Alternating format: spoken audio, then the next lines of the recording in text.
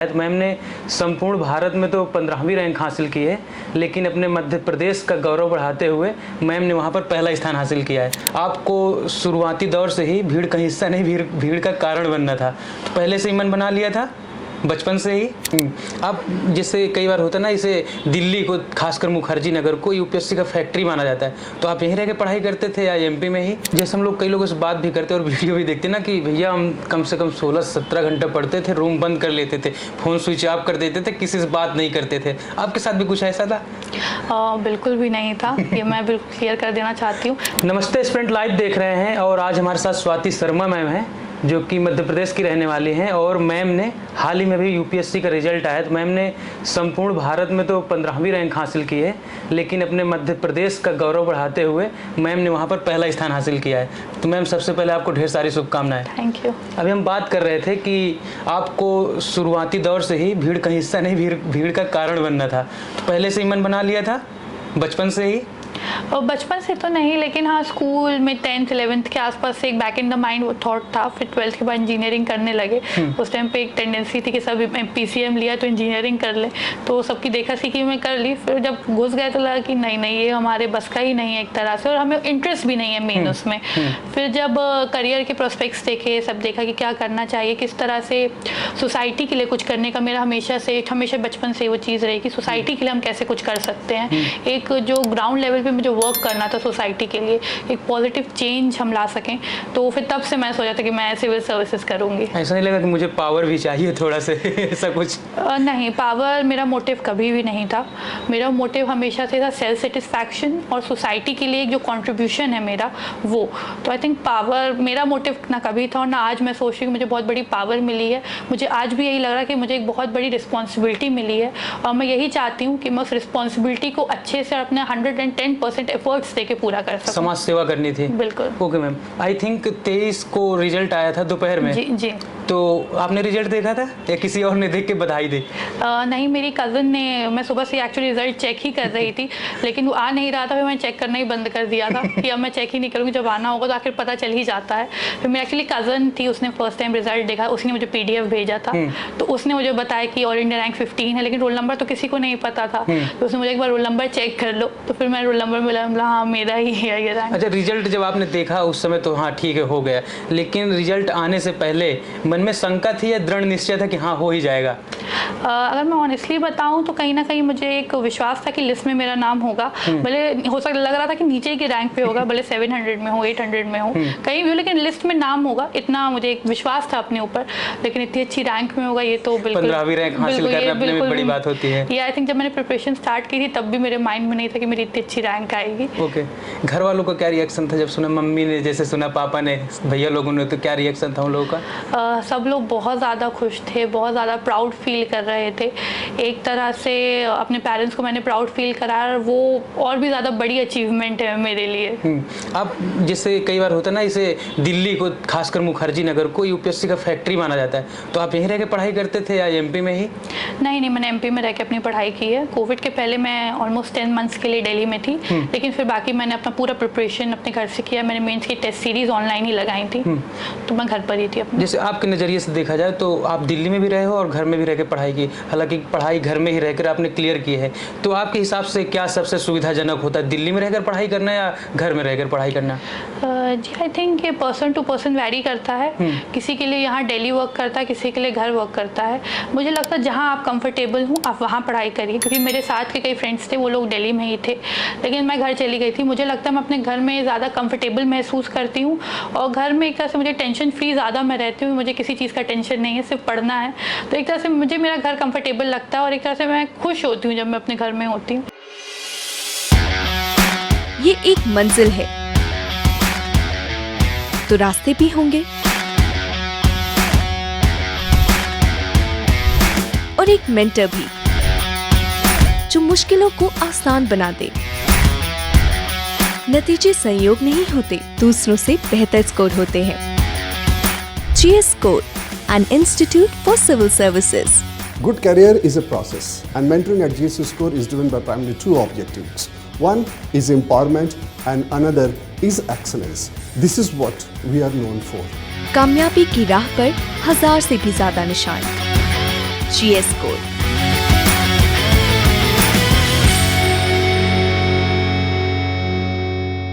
घर में कहीं ना कहीं घर वालों का सपोर्ट और सहयोग भी मिलता रहता है। जी बिल्कुल, वो डायरेक्ट एक सपोर्ट आता है, फोन कॉल वीडियो कॉल सब नॉर्मल होते ही हैं, लेकिन फिर भी जो हम डायरेक्ट जो फिजिकल कांटेक्ट एक तरह से होता है वो मेरे लिए बहुत मैटर करता था।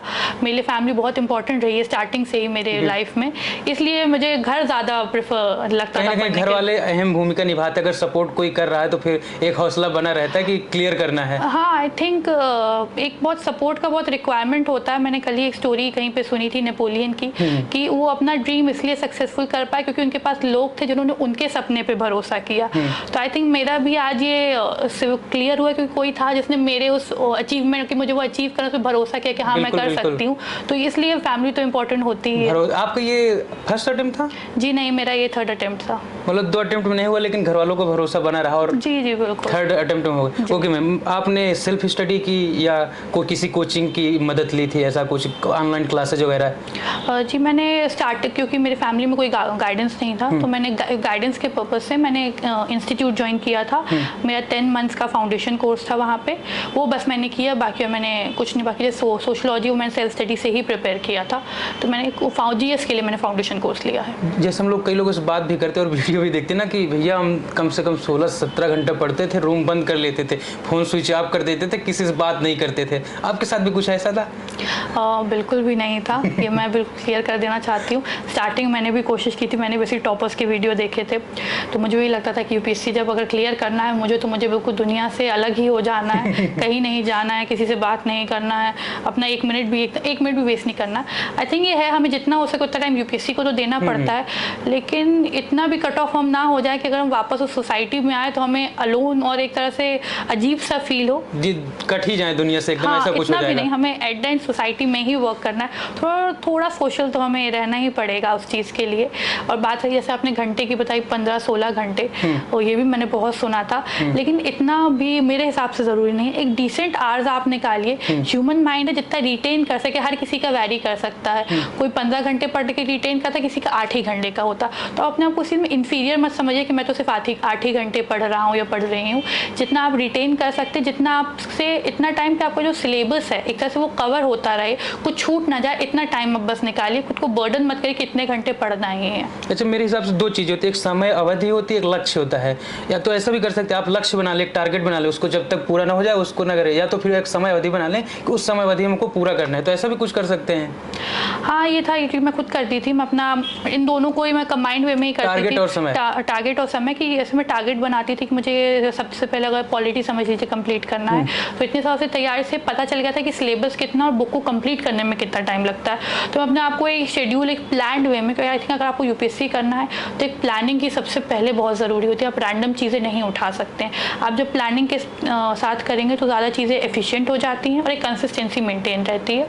तो मैं भी ऐसे ही करती थी, मैं अपना बना लेती थी कि मुझे ये सब्जेक्ट है, मुझे इतने दिन में कंप्लीट करना, और कोशिश यही करती थी कि मैं विद इन टाइम फ्रेम ही अपना जो टारगेट है उसको कंप्लीट करूँ। ओके, मीडियम आपका कौन सा था? इंग्लिश। ओके मैम, अगला सवाल था, जैसे यूपीएससी आपको क्लियर करना है तो उसमें 3 स्टेप होते हैं, प्रीलिम्स, मेंस और इंटरव्यू, लेकिन एक निचले स्तर का जो होता है वहीं से क्लियर होता है कि आप आगे बढ़ेंगे या नहीं बढ़ेंगे। प्रीलिम्स, तो प्रीलिम्स की स्ट्रेटेजी आप कैसे, मतलब जो लोग आगे तैयारी करना चाहते हैं उन लोग क्या बताएंगे कैसे तैयारी करें कि प्रीलिम्स आपका क्लियर हो जाए?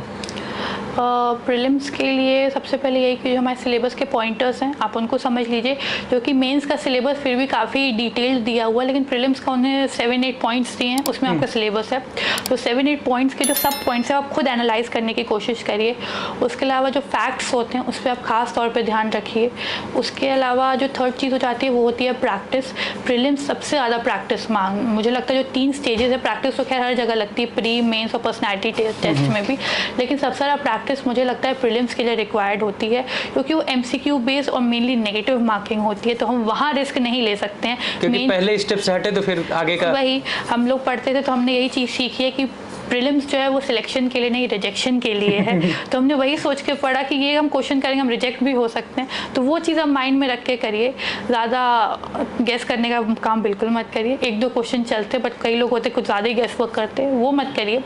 जो प्रीवियस ईयर क्वेश्चन हैं कम से कम 10 ईयर्स के आप देख लीजिए, उससे आपको यूपीएससी का पैटर्न और जो चेंज हो रहे हैं, क्योंकि इस साल का ही पेपर हो चुका है, तो लास्ट ईयर कंपैरिजन में उन लोगों ने लगता है लास्ट ईयर एक एक्सपेरिमेंट किया था कुछ क्वेश्चन से, 3-4 क्वेश्चन थे, इस बार आई थिंक मैंने अभी सुना कहीं 47 क्वेश्चन थे उस टाइप के 1 and 2। कल हमने रिव्यू किया तो पता भी चला ऐसे। जी। मैं एक सवाल हम लोग कल भी पूछ रहे थे आपसे, उस समय तो पैटर्न थोड़ा चेंज था, लेकिन एक सवाल था, आपने भी तुक्का लगाया था क्या प्रीलिम्स में कुछ ऐसा?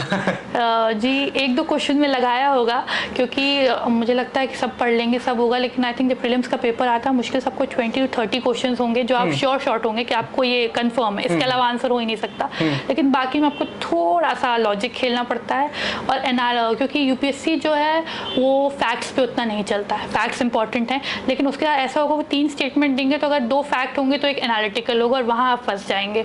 तो फैक्ट्स के साथ साथ थोड़ा एनालिसिस पार्ट पे फोकस करिए, उसके लिए थोड़ा लॉजिक यूज़ करने का कोशिश करिए। अच्छा, जब आपने प्रीलिम्स दिया था तो उसके बाद जब प्रीलिम्स दे के निकले होंगे तो माइंड में एक मेकअप हो जाता है कि हाँ इतने नंबर आएंगे, कैसे आएंगे, तो फिर जब रिजल्ट आया तो उससे तुलना किया तो कैसे था, मतलब कुछ ऐसा ही था, कम थे या ज़्यादा था? एक्चुअली जब मैंने रिजल्ट, अभी हमारा मार्कशीट रिलीज हुए हैं, तो मेरा जो मैंने लास्ट ईयर आंसर की के हिसाब से इवैल्यूएट किया था, मेरा 105 के नियर अप्रॉक्स आ रहा था। तो मार्क्स से ये तो था कि कट ऑफ क्लियर हो जाएगा, लेकिन मेरा एक्चुअल स्कोर 116.54 समथिंग है, तो एक्सपेक्टेशन से तो ज़्यादा ही मतलब आपने सही करी, तुक्का भी मुझे लग रहा है सही हो गया। हाँ, शायद वो तुक्के सही हो गए। ओके, सेकंड स्टेप आता है मेंस का। मेंस की तैयारी कैसे करें बच्चे, और दूसरी बात क्या, जब आप प्रीलिम्स की तैयारी करते हैं तो उसके साथ साथ मेंस की तैयारी शुरू हो जाती है क्या? हाँ, आप जिस दिन से यूपीएससी का स्टार्ट ही करते हैं, आपको उस दिन से ही मेन स्टार्ट करना है। आप डेली कोशिश करिए कि 10 to 12 आप एमसीक्यूज लगाएं। Actually daily full flesh paper आप स्टार्टिंग से नहीं कर सकते हैं, लेकिन एटलीस्ट 10-20 क्वेश्चन आप लगा सकते हैं। करंट अफेयर्स के डेली का इंस्टीट्यूट क्वेश्चन निकाले, आप स्टार्टिंग उससे करिए। फिर जैसे जैसे आपका सिलेबस कंप्लीट होता जाए तो आप उनके क्वेश्चंस लगाइए। उसके अलावा फर्स्ट डे से आप आंसर राइटिंग स्टार्ट करिए। कितना ही बुरा लिखिए, आपको लगेगा आप बहुत बुरा लिख रहा है, मैं भी लिखती थी, बहुत बुरे आंसर लिखती थी अपने आंसर, अगर मैं आज वो बुक पढ़ूँ तो मुझे खुद अपने आप में शर्म आ जाएगी, लेकिन मैंने कभी प्रैक्टिस नहीं छोड़ी। मैं फर्स्ट डे से प्रैक्टिस कर रही हूँ आंसर राइटिंग की। प्रीवियस ईयर पेपर्स मैंने बहुत सॉल्व किए, मैं और मेरी एक फ्रेंड थे जो हम साथ में प्रिपेयर कर रहे थे, तो हम लोग डेली एक दूसरे को क्वेश्चंस भेजते थे और नाइट में हम लोग क्रॉस चेक करते थे, दोनों टीचर बन के एक दूसरे का चेक करते थे। इससे क्या एक व्यू पॉइंट मिलता है और एक खुद पे भी एक प्रेशर क्रिएट होता है कि अगर हम खुद बस लिखे, खुद इवैल्यूएट करें तो लगता है ठीक है लिख रहे हैं, नहीं लिख रहे हैं नहीं, लेकिन जब दूसरा करता तो एक हमारे ऊपर रहता कि नहीं उसने लिखा होगा, हमें भी लिख लेना चाहिए। उसका देखेंगे तो और भी बेहतर करने का प्रयास करेंगे, व्यू पॉइंट मिल जाता है। कुछ ऐसी चीजें होंगी जो उसने सोची होंगी मैं नहीं सोच सकती, या मैंने सोची होंगी वो नहीं सोच सकती है, तो इस तरह से आप प्रैक्टिस कर सकते हैं। ग्रुप में आई थिंक मेंस का जब तैयारी करें थोड़ा ग्रुप में तैयारी करिए तो एक इनहांस ही होती है आपकी प्रैक्टिस। और जो कुछ कोट्स वगैरह एडिटोरियल में आते हैं वो आप अलग से लिखिए ताकि आप वो मेंस के जो आपका आंसर राइटिंग उसमें इंक्लूड कर सके, तो आपका कंटेंट इंप्रूव होता है। लास्ट स्टेप आता है जो क्लियर करता है कि आप आईएएस बनेंगे, आईपीएस बनेंगे भी कि नहीं बनेंगे। इंटरव्यू होता है, इंटरव्यू तमाम सवाल पूछे जाते हैं, लेकिन कुछ 1-2 सवाल ऐसे पूछे जाते हैं जो आप घर में जाके मम्मी पापा से जरूर शेयर करते होंगे, हंसी आती होगी। ऐसे जो इंटरव्यू में क्वेश्चन पूछेंगे अगर बताना चाहें उनसे तो। जी, मेरा फर्स्ट ही क्वेश्चन था, चेयरमैन मैम थी, मेरा स्मिता नागराज मैम का बोर्ड था। तो मेरी जो वॉइस की पिच है वो थोड़ी हाई है और मैं स्कूल में हाउस कैप्टन रही हूँ, तो उनका पहला क्वेश्चन यही था कि क्या तुम हाउस कैप्टन थी? तो बोला यस मैम। तो उन्होंने बोला आपकी आवाज़ से ही मुझे समझ में आ रहा कि आप हाउस कैप्टन थी। तो वो एक थोड़ा हंसी का भी बात हो गया, तो एक जो माहौल था थोड़ा लाइट हो गया था। कहीं ना कहीं जब आप ग्राउंड पे जाएंगे ऑफिसर बन के तो जरूरी भी है वो चीज़। हाँ, तो एक वो जो नर्वसनेस था उस क्वेश्चन से वो चली गई थी कि एक बहुत लाइट और नॉर्मल माहौल हो गया था उस टाइम पे। तो एक ये क्वेश्चन था। उसके अलावा एक वुमेन सेफ्टी पे क्वेश्चन पूछे गए थे, तो आई थिंक वो था जो आगे बहुत जेन्युइन भी आज के टाइम पे और रेलेवेंट था, और ये आने वाले समय में इम्पोर्टेंट होगा। आई थिंक वुमेन सेफ्टी हमेशा से इम्पोर्टेंट और आने वाले समय में भी इम्पोर्टेंट होगा। लास्ट में अगर हमारे व्यूअर्स को कुछ सलाह देना चाहें, क्योंकि आने वाले समय कल जैसे प्रीलिम्स हुआ उसके बाद भी अब बच्चे आगे जाएंगे पेपर देंगे, तो उन लोग को क्या सलाह देना चाहिए? सबसे पहले मैं ये बोलना चाहूँगी जिन्होंने भी प्रीलिम्स दिया है, आप इवैल्यूएट आई थिंक सब कर लिए, वो सब बहुत क्यूरियोसिटी होती है हम कितने जल्दी इवैल्यूएट करें अपनी आंसर को। अभी मुझे रिजल्ट की बहुत जल्दी होती थी तो आई थिंक अगर आपको थोड़ा भी लग रहा है कि आप प्रीलिम्स क्लियर कर लेंगे तो आप अभी से ही अपना मेंस का तैयारी सबसे पहले चालू कर दीजिए। रिजल्ट्स का वेट मत करिए, अगर आपको लग रहा है कि आप कर लेंगे तो आप तैयारी चालू कर दीजिए। आंसर राइटिंग करिए, न्यूज़पेपर पढ़िए, ताकि आपका एक प्रैक्टिस बना रहे और पढ़ाई से कट ना हो और आपका एक प्रिपरेशन आपका कंटिन्यू रहे। उसके अलावा मैं यही बाकी जितने भी एस्पिरेंट्स हैं जो प्रिपरेशन शुरू भी कर रहे हैं या जिनका इस साल नहीं हुआ है, उसके लिए मुझे लगता है मैं खुद एक एग्जांपल हूँ। लास्ट ईयर मेरा 12 मार्क्स से कट ऑफ रह गया था, इस साल मेरा 15th रैंक है एक तरह से। तो मुझे ये भी लगता है कि फेलियर है, सबको डिप्रेशन होता है, दुख होता है, मुझे भी हुआ, लेकिन उस फेलियर को आप सक्सेस का एक स्टेप बनाइए, ना कि अपने आप को पीछे खींचिए। हार्डवर्क करिए, कंसिस्टेंट रहिए, जितना हो सके उतना प्रैक्टिस करिए। सिलेबस जो है उसको हमेशा ध्यान में रख के पढ़िए, क्योंकि जब सिलेबस आपके माइंड में क्लियर होता है तो आपके माइंड में एक फ़िल्टर हो जाता है जब आप पढ़ते हैं कि क्या पढ़ना चाहिए और क्या नहीं पढ़ना चाहिए, क्योंकि बहुत मटेरियल है। स्पेशली जब से ये इंटरनेट का टाइम आ गया तो मटेरियल का तो कोई सीमा ही नहीं है यूपीएससी का, चाहे यूट्यूब हो या गूगल, आए दिन कुछ ना कुछ नया आता रहता है, कुछ नया होगा। लेकिन आप अपनी चीज़ से डिस्ट्रैक्ट, अगर आपने एक चीज़ फॉलो करी तो अब ये मत सोचिए मार्केट में नई बुक आई तो मैं ये भी पढ़ लेता हूँ। सिलेक्टेड चीज़ें पढ़िए, जो आप स्टार्टिंग में सिर्फ उसी चीज़ पे स्टिक रखिए। जो आउटसाइड नॉइजेज होती हैं उनको बिल्कुल अवॉइड कर दीजिए, एक मेंटल पीस में रहिए और फिर अपनी गोल की तरफ वर्क करते रहिए। Okay, thank you ma'am. Thank you.